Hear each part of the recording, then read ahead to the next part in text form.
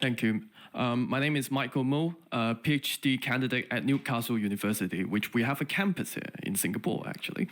So my question to Minister Lee is about the people in Singapore. For instance, your insight on immigration/population policy to do it right as a very small country, given that specifically how to mitigate security risks associated with immigrations, for instance, espionage, disinformation, and the consensus of Singapore.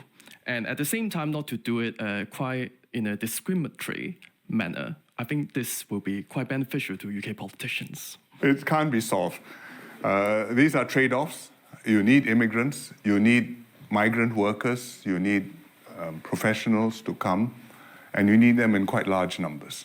Some countries need them in huge numbers. In the UAE, they are 90% of the population. We are not quite at that point. 2/3 of our workforce, roughly, are Singaporean. But a very important part, 1/3 of that, which is more than 1 million numbers, are foreigners, all the way from CEOs of banks and MNCs to skilled professionals of all kinds, to construction workers and unskilled, not so skilled, but desperately needed people to man our whole system. And you've got to manage not just the security risk, because some of them, may bring in their foreign disputes and issues, and we have had some of those. You also have to manage the social issues which arise, because the numbers are very substantial. It's 1/3 of our population. In the case of Britain, you have 70 million, that means maybe 30 million foreigners being here. But we need them, and we have got to accommodate them, and we have got to get them to understand what our rules are. At the same time as the Singaporeans, we hope will forbear and be gracious and know that they are here and helping us, and they too have family and children back home, and we have a responsibility for them while they're here. It's not an easy balance to strike. It's one which is very easy to politicize and to work up, and there have been politicians who, throughout the last few terms of government, have been making this a hot issue, and sometimes it has been a hot issue during an election campaign. But if you send everybody home, well, there are some examples of countries which have done that, and they have not had happy outcomes.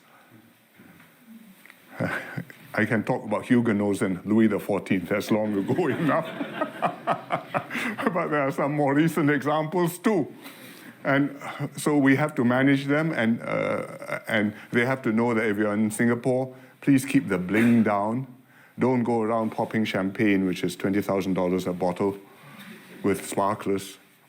And don't zoom your Ferrari or Lotus or whatever down the middle of the road in the middle of the night just to let everybody know that you have arrived.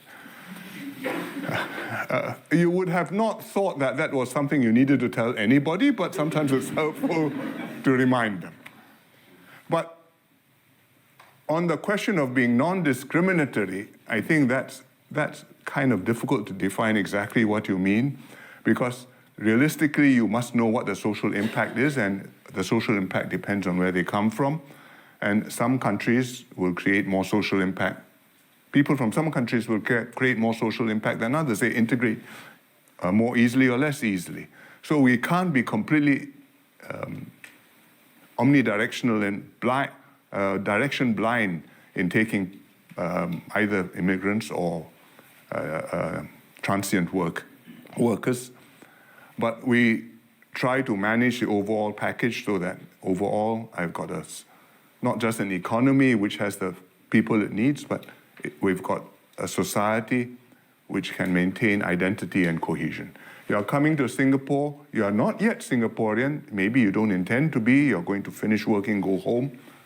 I understand that, but this is Singapore, please comply with our rules, and there's some basic norms.